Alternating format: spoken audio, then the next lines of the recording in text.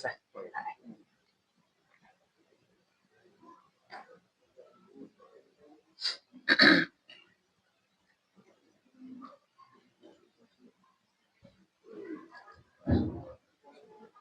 Bismillahirrahmanirrahim. Izin kita mulai. Assalamualaikum warahmatullahi wabarakatuh. Alhamdulillahirabbil alamin. Walladzi arsala rasulahu bil huda wa dinil haqq liyudhhirahu 'ala dini kulli wa kafa billahi syahida. Asyhadu an la ilaha illallah wa asyhadu anna Muhammadan 'abduhu wa rasuluhu la nabiyya wa la rasula ba'dah. Allahumma shalli ala Muhammadin wa ala alihi wa sahbihi wa man tabi'ahu. Yang saya hormati Ketua DKM, seluruh tokoh masyarakat, para asatidz yang hadir pada kesempatan kali ini, serta para hadirin yang berbahagia. Alhamdulillah, marilah kita awali kajian yang singkat ini dengan penuh rasa syukur kepada Allah Subhanahu wa taala, karena Allah masih memberikan kita beribu-ribu nikmat. Yang paling penting, Allah masih memberikan kita kesempatan untuk terus mengevaluasi diri kita, untuk terus meningkatkan intensitas ibadah kita, sehingga kita termasuk orang-orang yang bertakwa. Salawat serta salam kita curah limpahkan kepada Nabi kita, Nabi Muhammad sallallahu alaihi wasallam. Beliau adalah manusia yang mulia, manusia agung, satu-satunya manusia yang sangat mencintai umatnya, yang sangat mengerti dan paham atas kondisi umatnya. Coba Pak bayangkan ya, hadirin semua, ketika peristiwa Isra Mi'raj, Nabi Muhammad menghadap Allah Subhanahu wa taala, lalu Allah memerintahkan kepada Nabi Muhammad, "Ya Nabi Muhammad, aku perintahkan kepada engkau dan umatmu untuk beribadah sholat kepadaku 50 waktu." Coba Pak bayangkan, 50 waktu Pak. Kita ya, 5 waktu aja banyak yang berat. Ini coba gimana Pak 50 waktu? Nabi Muhammad berpikir, peduli dengan umatnya. Ya Allah, kondisi umatku tidak memungkinkan untuk melaksanakan sholat 50 waktu. 5 waktu saja sudah 17 rakaat. Ya. Lalu terus Nabi Muhammad memohon kepada Allah Subhanahu wa taala. Dan akhirnya Allah memberikan keringanan kepada kita semua. Sholat hanya diwajibkan kepada kita, yaitu 5 waktu. Masya Allah Pak. Oleh karenanya tidak ada alasan bagi kita tidak mengirimkan sholawat, tidak mengirimkan salam kepada baginda Muhammad sallallahu alaihi wasallam.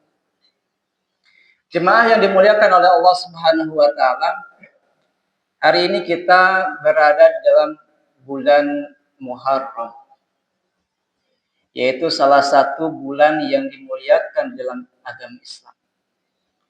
Salah satu bulan yang agung kedudukannya di hadapan Allah Subhanahu wa taala. Tentu di bulan ini banyak sekali keutamaan-keutamaan yang ada dalam bulan Muharram ini. Ya. Nah, ini kesempatan buat kita Pak untuk dimanfaatkan untuk terus beribadah kepada Allah sehingga kita bisa dekat dengan Allah. Ya. Karena bulan Muharram adalah bulan pertama dalam kalender Hijriah, Pak. Ya, ini luar biasa, Pak. Bulan Muharram adalah bulan pertama dari kalender Hijriah. Termasuk dari salah satu 4 bulan suci. Ya, 4 bulan suci. Kalau dalam bahasa Arabnya, ya, al-ashhurul hurum. Ada 4 bulan yang diharamkan oleh Allah Subhanahu wa taala. Yang pertama itu bulan Zulqa'dah. Yang kedua bulan Zulhijjah. Yang ketiga Muharram, yang keempat Rajab. Ya, Rajab Pak, bukan Sa'ban. Jadi ada 4 ya, Zulqa'dah, Zulhijjah, Muharram, Rajab. Ya. Nah, kita sekarang masuk di bulan Muharram sebagaimana firman Allah Subhanahu wa taala di dalam surah At-Taubah ayat 36. A'udzubillahi minasyaitonirrajim. Inna iddatash syuhuri indallahi isna asyara syahra fi kitabillahi yauma khalaqas samawati wal ardh minha arba'atul hurum. Dzalika dinul qayyim fala tadlimu fihinna anfusakum. Allah berfirman, sesungguhnya bilangan bulan menurut Allah ialah ada 12. Ya. Ketika Allah menciptakan langit dan bumi, di antaranya ada 4 bulan haram. 4 bulan yang tadi saya sebutkan, Pak ya. Itulah agama yang lurus, maka janganlah kamu menganiaya diri kamu dalam bulan-bulan itu. Nah, Allah mengajarkan, memerintahkan kita, Pak, di 4 bulan yang tadi, di 4 bulan haram tadi, jangan berbuat maksiat. Jangan berbuat dosa. Karena dosa-dosa yang kita perbuat di 4 bulan tadi, dosanya akan dilipat gandakan oleh Allah Subhanahu wa taala. Sebaliknya, Pak, kalau kita berbuat baik, beribadah di 4 bulan haram tadi, maka pahalanya pun akan dilipat gandakan oleh Allah Subhanahu wa taala. Ya. Jadi, Muharram bukan hanya sekedar pergantian bulan, Pak. Muharram bisa menjadikan kita sebagai momentum yang sangat tepat untuk memperbaiki diri. Ya, bukan hanya euforia, Pak, euforia ya tahun baru Islam. Tetapi kita pakai momen Muharram ini untuk memperbaiki diri. Memperbaiki diri, meninggalkan dosa dan memulai amal-amal kebaikan dengan sungguh-sungguh. Ya. Jemaah yang dimuliakan oleh Allah Subhanahu wa taala, Rasulullah sallallahu alaihi wasallam bahkan mengistimewakan ya bulan Muharram ini dengan sebutan Syahrullah. Bulannya Allah. Ya. Dalam hadis beliau bersabda, "Afdhalus syiyam ba'da Ramadan Syahrullahil Muharram." Coba bayangkan, Pak. Seutama-utamanya puasa di bulan Ramadan, setelahnya adalah puasa di bulan Muharram. Berarti kan kedudukannya tinggi, Pak. Ya. Setelah bulan Ramadan. Tinggi banget, Pak, kedudukannya. Ya. Makanya bulan Muharram juga penting, ya sangat penting.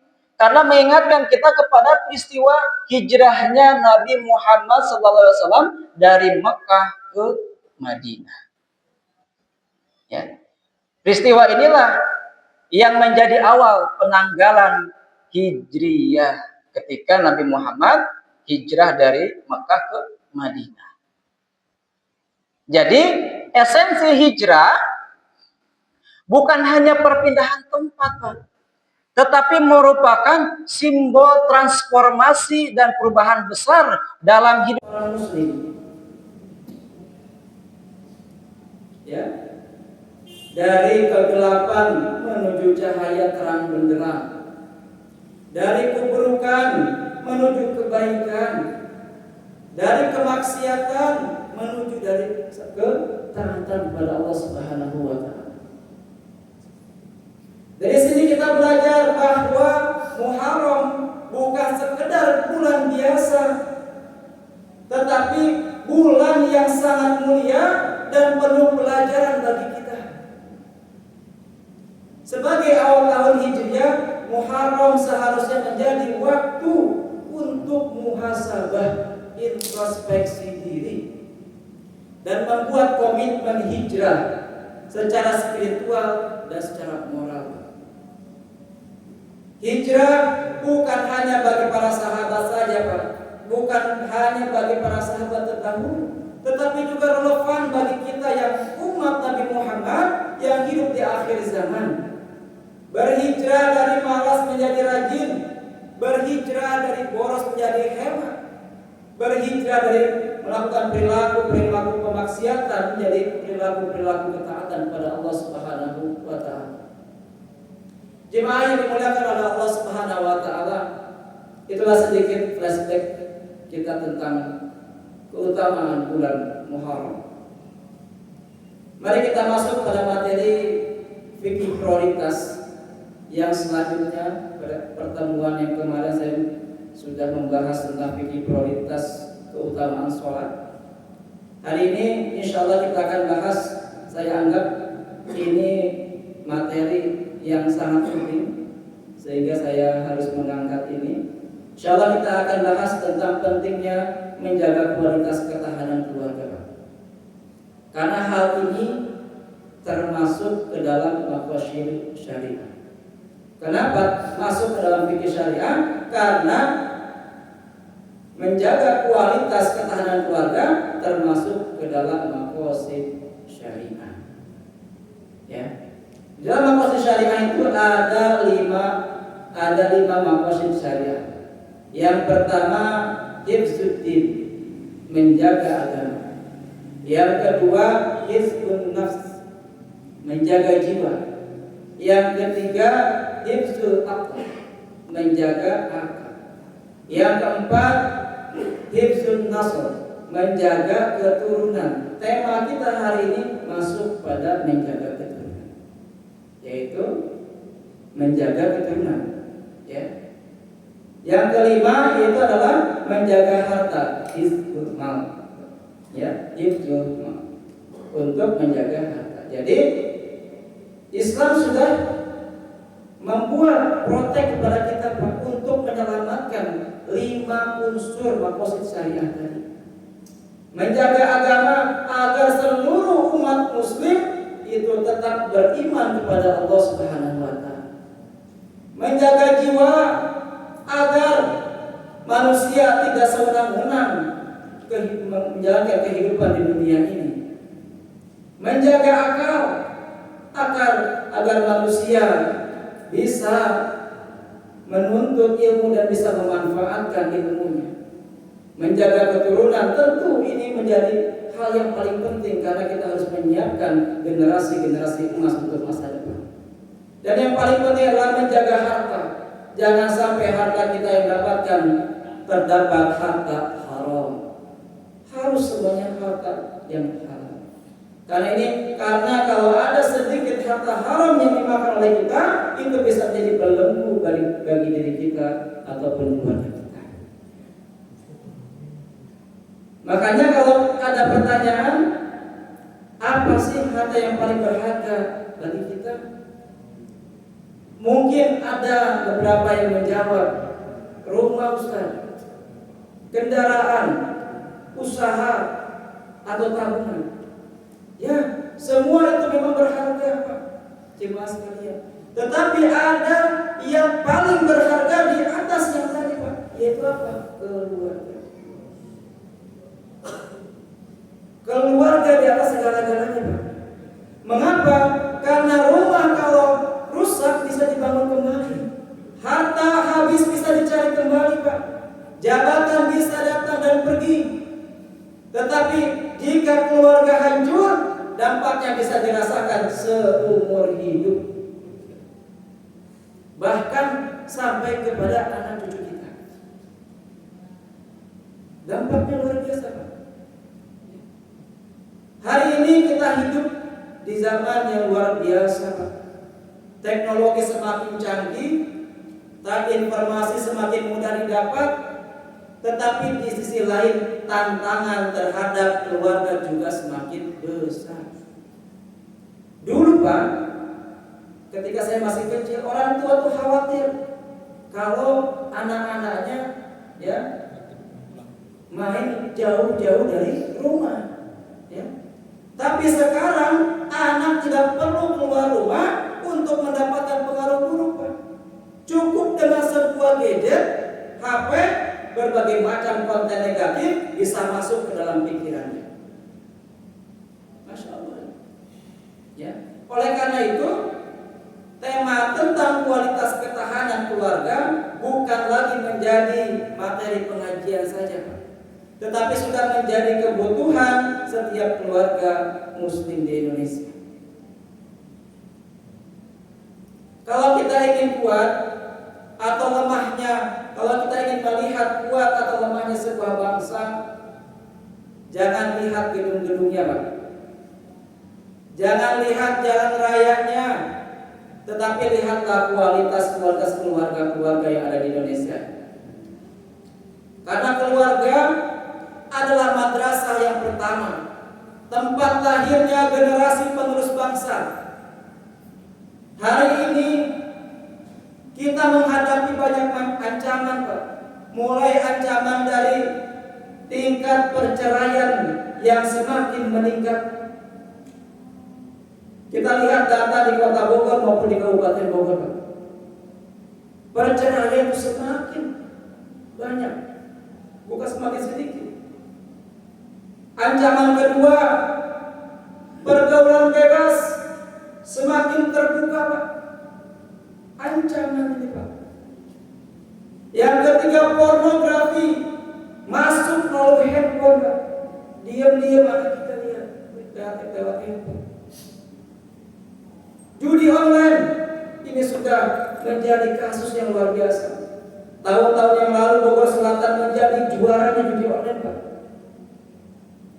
Setelah judi online ada pinjaman online.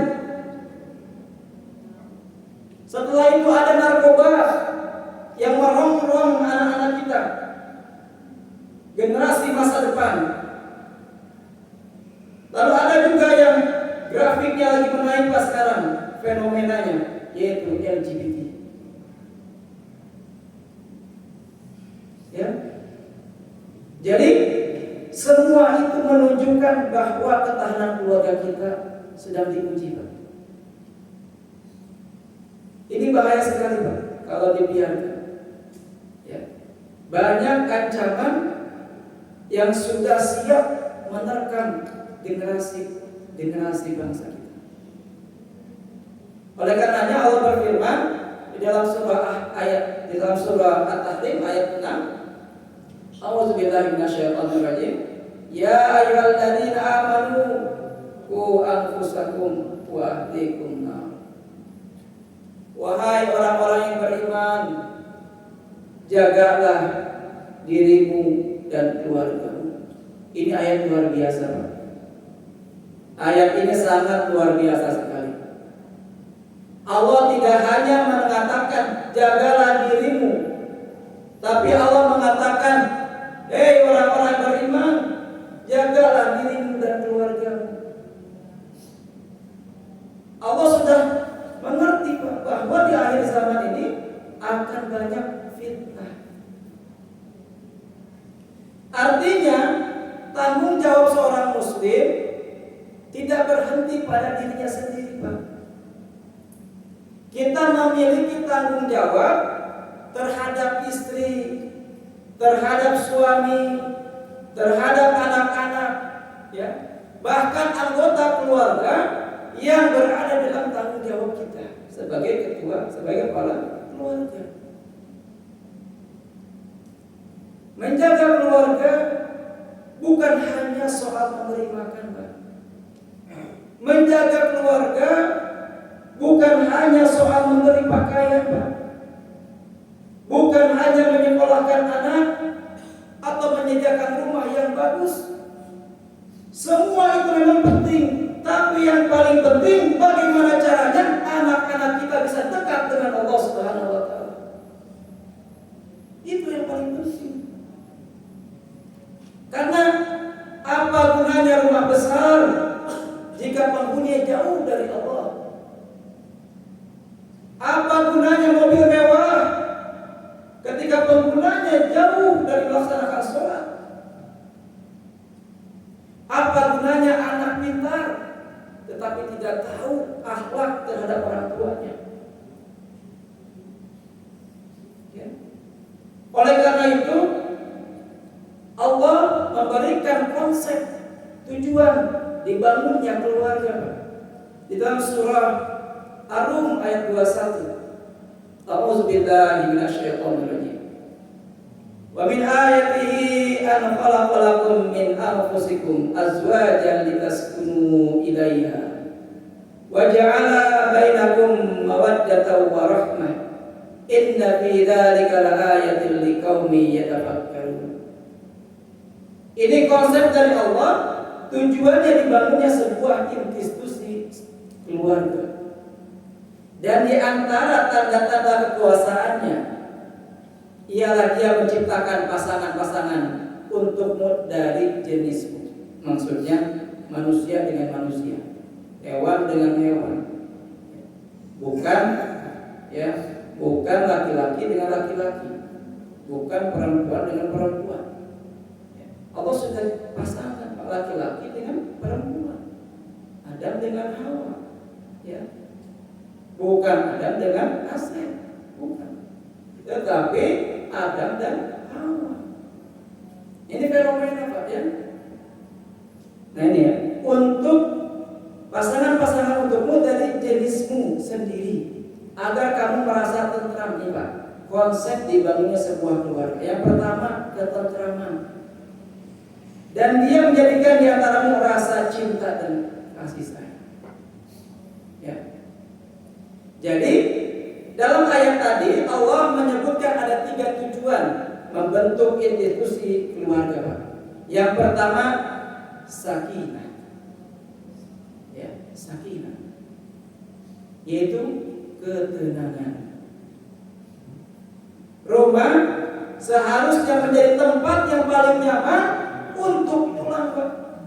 Setelah seharian kerja misalkan ya, seseorang pulang mencari nafkah, pulang ke rumah, itu yang dicari adalah ketenangan Pak. Ya. Ketenangan, bukan pertengkaran. Yang pertama ya, konsep yang Allah berikan untuk membangun keluarga adalah ketenangan, sakinah. Yang kedua adalah mawaddah. Ya, sering ya, sakinah, mawaddah, warahmah. Ya, mawaddah. Ini konsep yang harus kita jalankan. Yaitu cinta yang kuat. Ya, cinta. Hakikat cinta kan pengorbanan, Pak. Cinta bukan hanya saat kita masih muda saja, Pak, atau baru menikah, ya. Tetapi cinta yang terus dijaga sampai kehidupan ini berakhir dan sampai di akhirat kelak.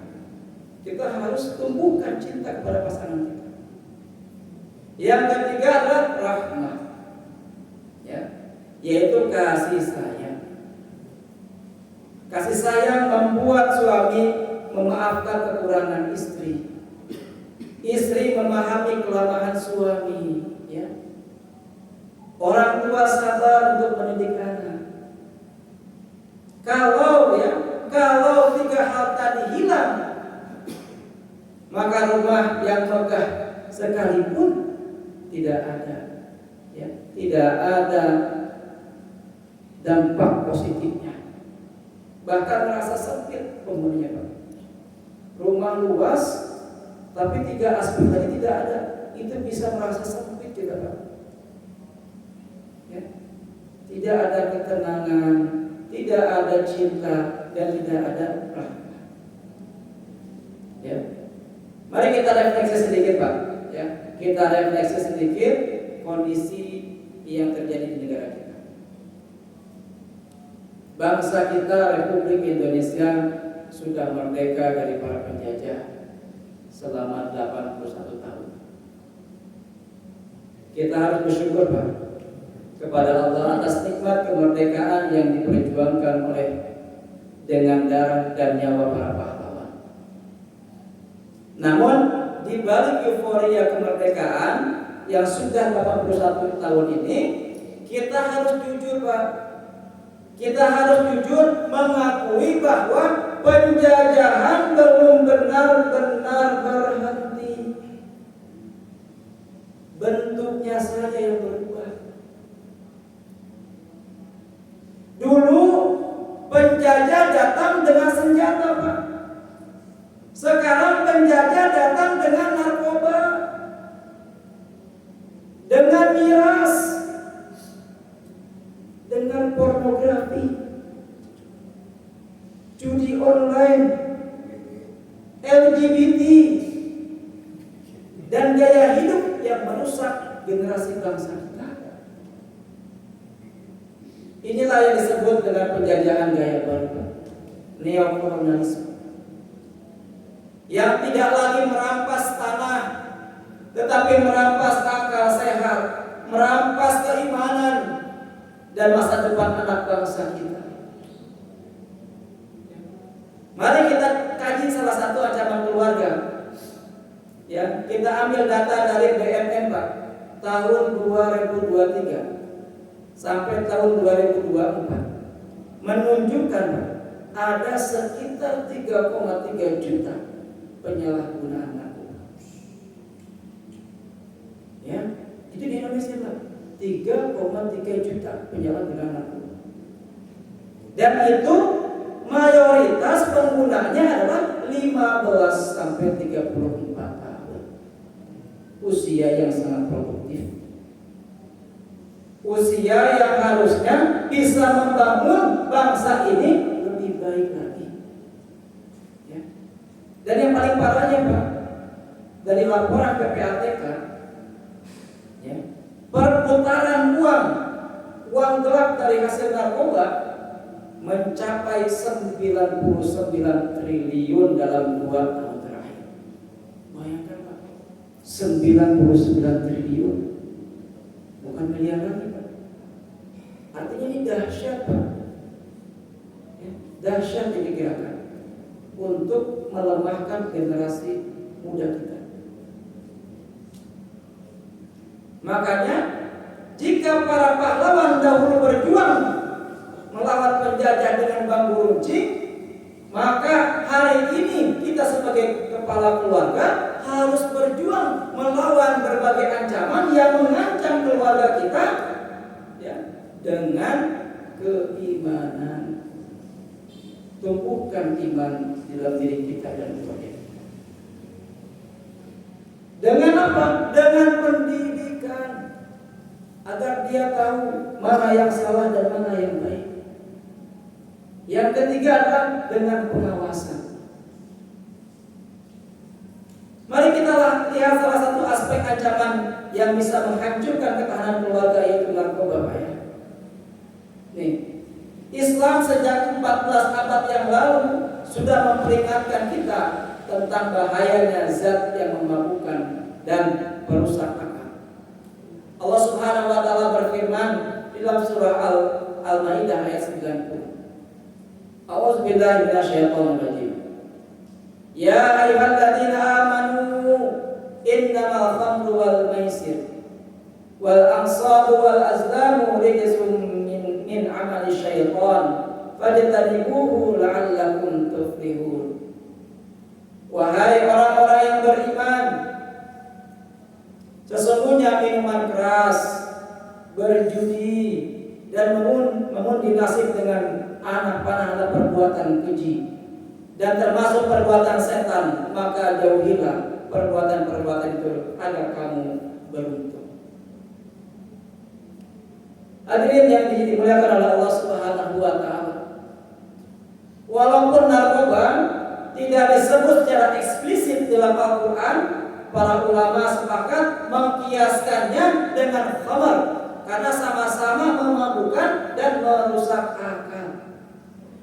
Rasulullah SAW bersabda, setiap yang memabukkan adalah khamar, setiap khamar adalah haram.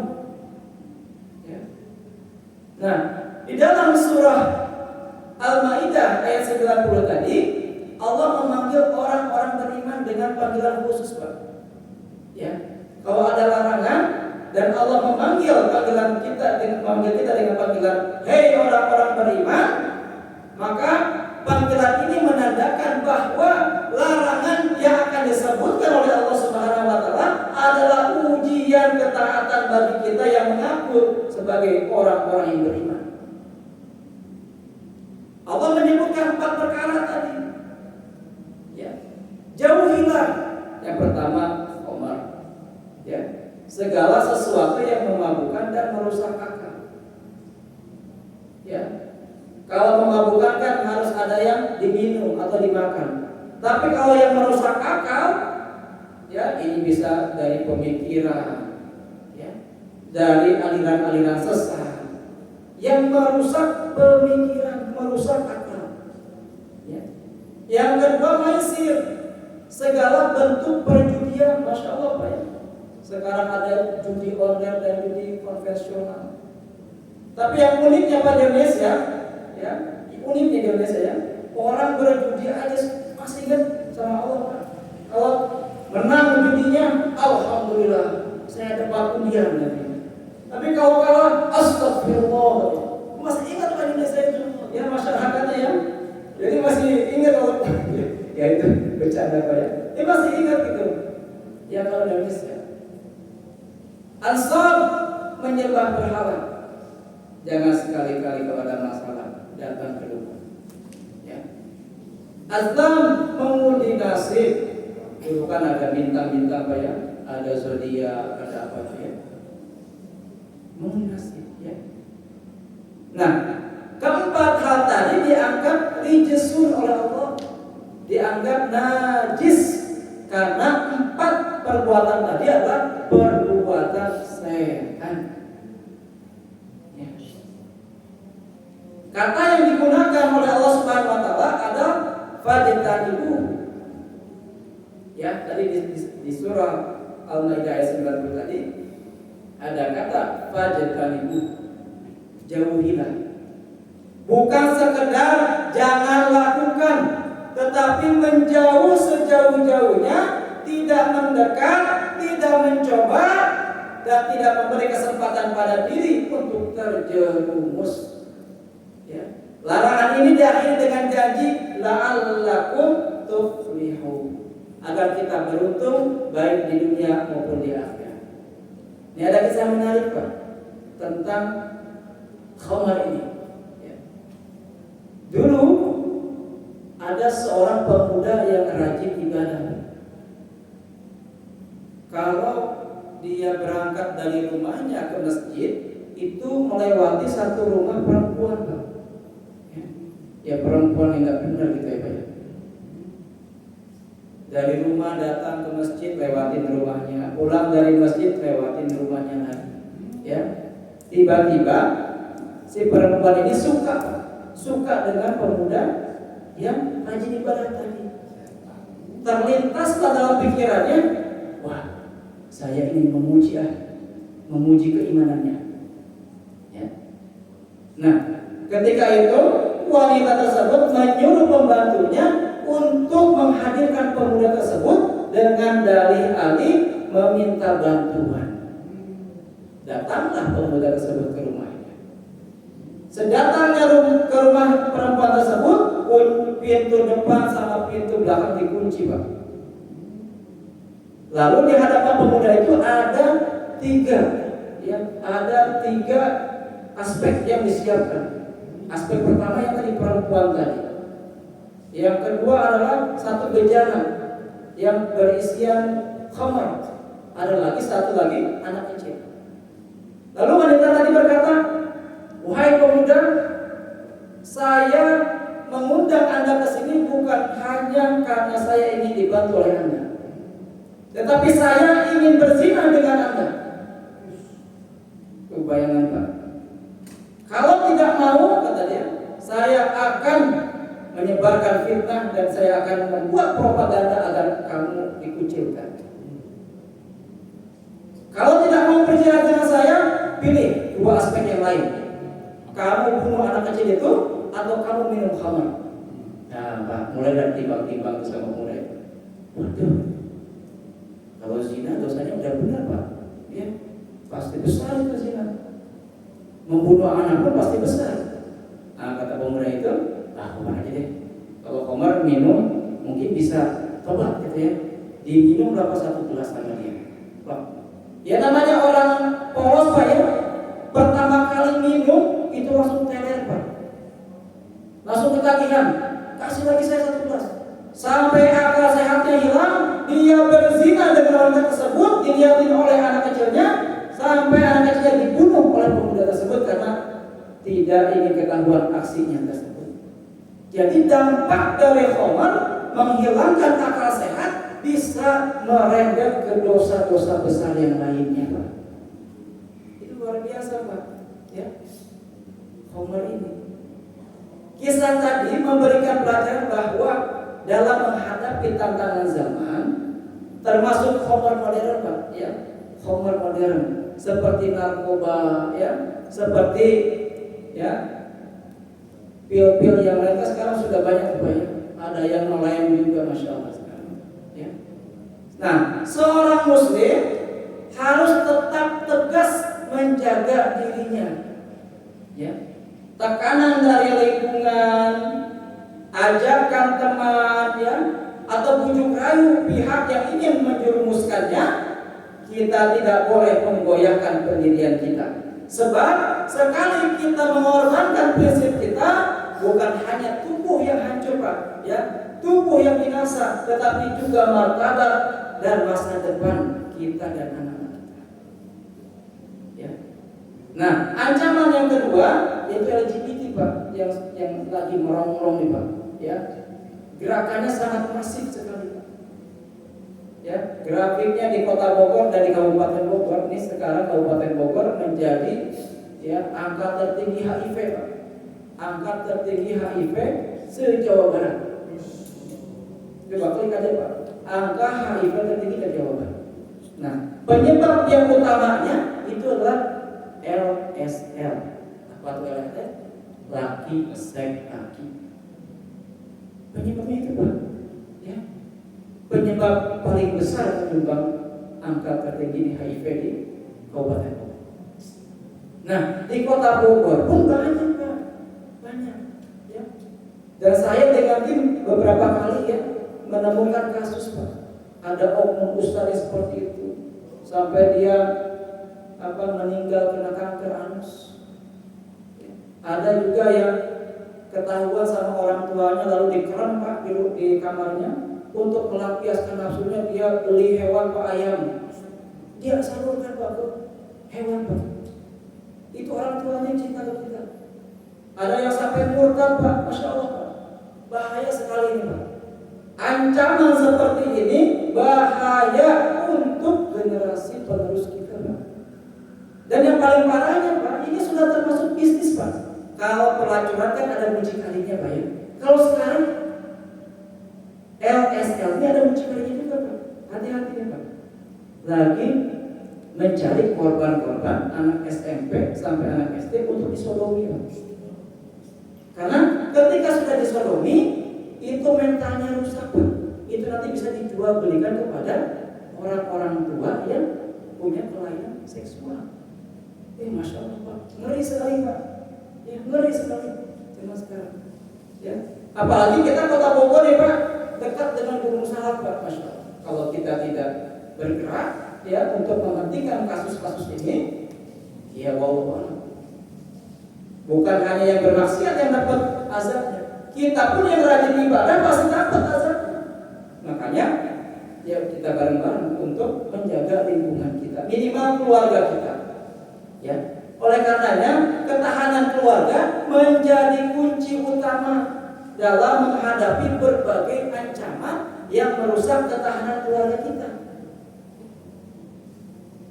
Walaupun Indonesia telah 81 tahun merdeka, ancaman penjajahan gaya baru seperti narkoba, LGBT, pergaulan bebas, ya, dan kerusakan moral terus mengintai. Salah satu penyebabnya adalah lemahnya benteng bangsa kita, yaitu keluarga. Ya, Allah sudah menjelaskan, Pak, di surah At-Tahrim tadi, ya, jaga diri kalian dan keluarga kalian. Ini penting, Pak. Ya, ini penting karena sekarang banyak fitnah. Nah, kenapa kita diperintahkan oleh Allah untuk beriman dan bertakwa? Karena salah satu takwa hadiah dari Allah adalah Furqan, Pak. Furqan itu kita bisa membedakan mana yang benar, mana yang salah. Karena kalau kita lihat berita ya Pak di media sosial, kita sulit Pak. Ini hoax apa benar di beritanya. Nah, dengan adanya Furqan tadi, Allah memberikan ilham kepada kita. Ya. Nah, selanjutnya Pak, keluarga yang kuat, ya, keluarga yang memiliki ketahanan yang kuat akan menjadi filter pertama. Ya, filter pertama. Mereka akan mengajarkan nilai-nilai agama, memberikan kasih sayang dan membangun komunikasi yang baik sehingga anak tidak mencari pelarian, Pak. Ya, coba deh kita bayangkan. Banyak sekali anak-anak sekarang mencari pelarian di tempat lain, Pak. Karena di rumahnya sudah tidak ada sakinah mawaddah warahmah. Tadi ya, tingkat perceraian tinggi, Pak. Dampaknya ke siapa? Ke anak, Pak. Bisa jadi dia nanti jadi preman, bisa jadi dia menjadi korban perilaku penyimpangan seksual. Ya. Makanya, ya, keluarga itu sangat penting, Pak. Dan ini ada sabda Nabi, Pak, untuk kita sebagai pemimpin keluarga. Ya, Rasulullah bersabda kepada kita sebagai pemimpin keluarga, kullukum ra'in wa kullukum mas'ulun an ra'iyatihi. Ya, setiap kalian adalah pemimpin, ya, dan setiap kalian akan diminta pertanggungjawabannya. Kita sebagai ya kepala keluarga, ya kita harus mengajarkan anak kita, keluarga kita, mengarahkannya kepada ya hal-hal yang diridhoi oleh Allah Subhanahu wa taala. Ya. Nah, sedikit lagi Pak, ada 4 cara atau kiat ya Pak ya. Kita cepatkan saja. Ada 4 atau kiat cara menjaga ketahanan keluarga. Yang pertama yang tadi Pak ya, kita harus menanamkan keimanan dan ketakwaan dalam keluarga kita, sehingga kita bisa mendapatkan bimbingan dari Allah Subhanahu wa taala. Nah, yang kedua, ini yang lebih penting Pak, jadikanlah rumah kita sebagai surga di dunia dengan menghadirkan 3 aspek tadi. Itu Allah yang memberikan konsep Pak, sakinah, mawaddah, warahmah. Ya. Nah, yang ketiga, membangun keteladanan dalam keluarga. Ya, ini Pak yang penting. Rasul pun mengajarkan kepada kita bukan hanya menyuruh Pak, tetapi menjadi teladan. Ya, kita fenomenanya terbalik Pak, orang tua nyuruh tapi tidak memberikan teladan. Yang terakhir Pak ya, istiqomah dalam ketaatan kepada Allah Subhanahu wa taala. Ya. Itu mungkin para jemaah yang bisa saya sampaikan. Ya, kurang lebihnya saya mohon maaf jika ada perkataan yang tidak berkenan di hati jemaah. Ya, mudah-mudahan kajian ini bisa bermanfaat bagi kita semua dan bisa menjadi introspeksi diri kita, sehingga keluarga kita menjadi keluarga yang bermanfaat dan keluarga yang memiliki ketahanan, keluarga yang maksimal. Kita akhiri dengan pembacaan hamdalah dan doa penutup majelis. Alhamdulillahirabbil alamin. Subhanakallahumma wa bihamdika asyhadu an la ilaha illa anta astaghfiruka wa atubu ilaik. Assalamualaikum warahmatullahi wabarakatuh.